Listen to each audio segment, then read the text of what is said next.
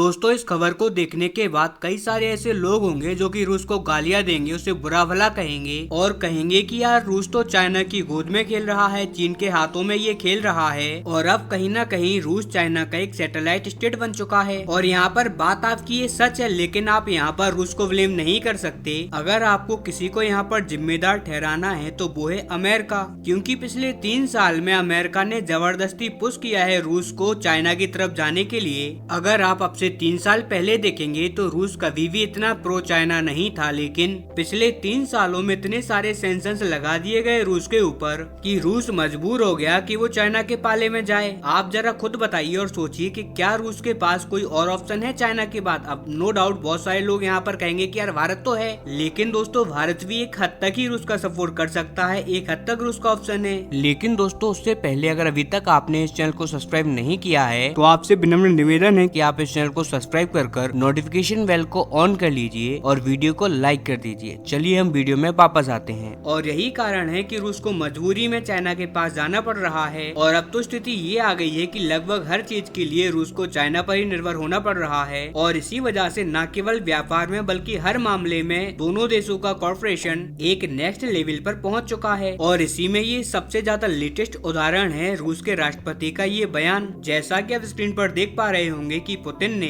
ऐलान किया है कि वो चाइना के साथ मिलकर एक बहुत ही मैसिव अलायंस बना रहे हैं और ये होगा एक आर्टिफिशियल एयरलाइन और ये साझेदारी होगी आर्टिफिशियल इंटेलिजेंस में, जिसमें ये दोनों देश मिलकर एम कर रहे हैं। ये दोनों भविष्य के आर्टिफिशियल इंटेलिजेंस यानी कि एआई के सुपर पावर देश होंगे। अमेरिका और पश्चिमी देशों को ये बहुत ज्यादा बुरी तरीके से हरा देंगे। दुनिया का कोई भी देश एआई के सामने इनके सामने नहीं टिकेगा और इसी वजह से दोनों देश मिलकर काम करेंगे आर्टिफिशियल इंटेलिजेंस के ऊपर। और आप ये दूसरी रिपोर्ट देखिए, पुतिन के ऐलान करने के तुरंत बाद ही पुतिन ने अपनी सरकार को अपने देशों के बैंकों को ऑर्डर दे दिया है कि आप तुरंत चीन की संस्थाओं के साथ वहाँ की सरकार के साथ मिलकर एआई में कॉर्पोरेशन स्टार्ट कर दीजिए। आपको इस कॉर्पोरेशन की खुली छूट है और इस बात से आप मानकर चलिए कि रूस की निर्भरता चाइना के ऊपर और भी ज्यादा बढ़ चुकी है और यहाँ पर रूस चाइना के पाले में और भी ज्यादा जा चुका है। और ये भारत और अमेरिका के लिए बहुत ही ज्यादा खतरनाक स्थिति है, क्योंकि जिस हिसाब से रूस चाइना की तरफ जा रहा है ना, इसके बाद एक पॉइंट ऐसा भी आ जाएगा जिसके बाद रूस को भारत नहीं लेके आ पाएगा वापस। तब पूरी तरीके से कंट्रोल होगा रूस के ऊपर चाइना का। और ये ठीक वैसा ही होगा जैसा कि फ्रांस के राष्ट्रपति इमैनुअल मैक्रोन ने कहा था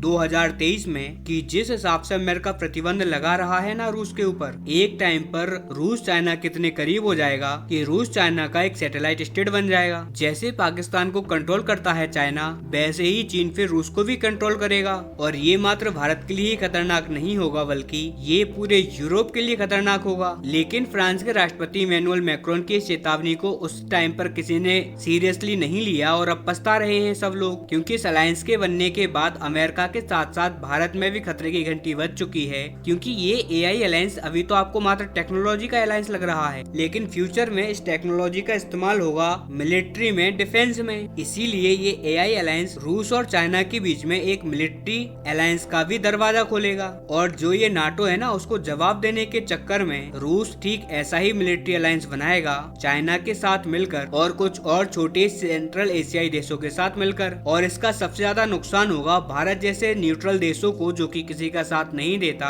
और एक न्यूट्रल पॉलिसी पर चलता है। फिर ऐसी स्थिति में भारत भी न्यूट्रल नहीं रह पाएगा और हमें भी जाना पड़ेगा नाटो के साथ, क्योंकि फिर ये हमारी मजबूरी बन जाएगी और हम ये बात जरा भी नहीं चाहते। इसी वजह से एआई अलायंस, जिसे कि अभी तक लोग सीरियसली नहीं ले रहे, अब से कुछ टाइम बाद जब आप पीछे मुड़कर देखोगे तब आप सोचोगे कि यार 2025 में हमने कहीं सुना था ये कि एआई अलायंस बना हुआ है चाइना और रूस के आपस में, लेकिन ये तो अब एक मिलिट्री अलायंस बन गया। लेकिन अब आपका क्वेश्चन होगा कि यार इसका कोई तोड़ नहीं है क्या? तो यार तोड़ तो मौजूद है और उस तोड़ का नाम है डोनाल्ड ट्रंप। अगर आप अभी भी नहीं समझे तो मैं आपको बताता हूँ। जब डोनाल्ड ट्रंप 20 जनवरी को शपथ लेंगे और उसके बाद धीरे धीरे कर अगर रूस से प्रतिबंध हटा देते हैं और रूस के लिए अगर दुनिया को खोल देंगे तो रूस इसके बाद भी पीछे हट सकता है और चाइना से अपनी निर्भरता तेजी से कम करेगा। खास करके जो पश्चिमी देशों का मार्केट है, अगर वो खोल दिया जाता है रूस के लिए तो रूस को बहुत राहत मिलेगी और इतना निर्भर नहीं होगा इसके बाद वो चाइना के ऊपर। लेकिन क्या डोनाल्ड ट्रंप ऐसा कर पाएंगे और क्या करेंगे,